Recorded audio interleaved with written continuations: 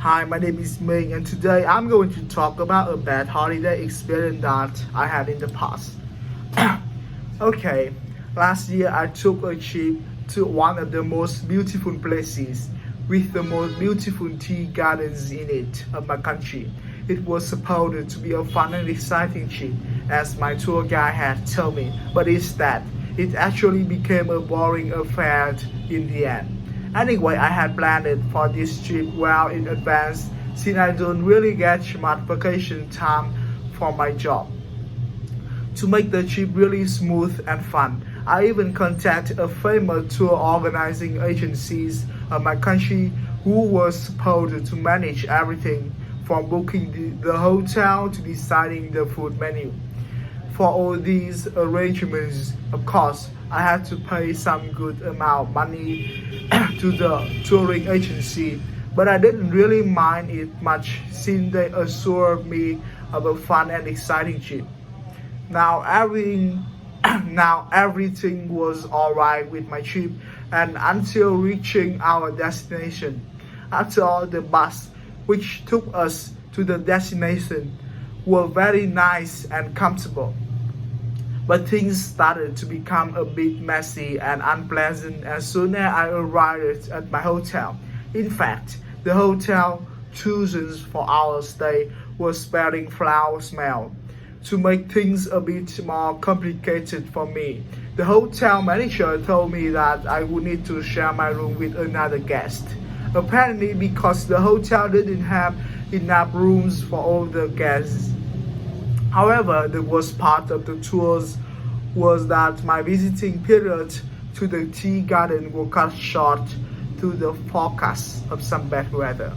The trip indeed wasn't up to my expectations since the tour company didn't collect enough necessary information from its partners to ensure an enjoyable experience for its customers. Besides, the touring agency didn't have any contingency planning either to deal with the bad weather. All in all, this was not what I expecting for my trip after spending so much money. Okay, I'm going to answer two questions. How often should people go on a vacation? Well, in my opinion, people people should try to go on vacation one or two times annually. If people can travel more frequently, by all means do it, because the trip they take mainly they feeling more energy and positive after returning home from their vacations. In other hand,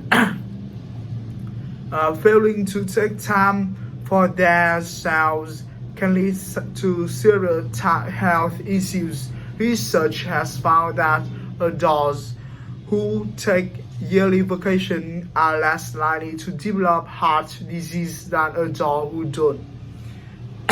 Okay, what are the disadvantages of not traveling? Okay, first, in the one hand, traveling can be educational. We all learn something from traveling, regardless of whether it's about culture, life, or people in general. If nothing else, hearing others speak another language and seeing different cultures helps us realize how similar we all are in so many ways.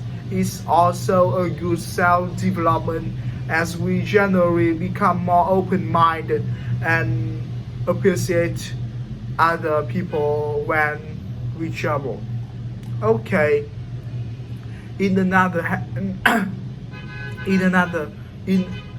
hand, traveling can help you speak a new language. It's amazing how fast your language skills improve when you travel to new places. Speaking a new language or two is always good, and it's easier to learn a language when you are traveling.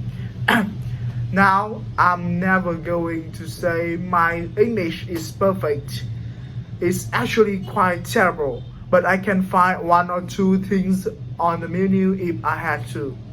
Add to that the fact that you are surrounded by native speakers and it's all a major travel benefit. Okay, that's all about my speech. Thank you so much for listening.